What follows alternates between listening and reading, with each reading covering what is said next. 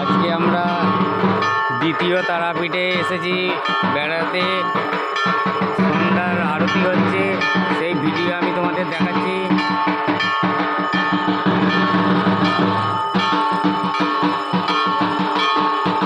দেখো মাকে দেখতে পাওয়া যাচ্ছে। দেখো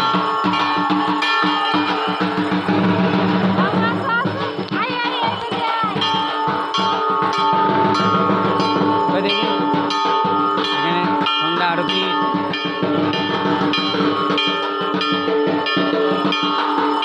সন্ধ্যা আরতি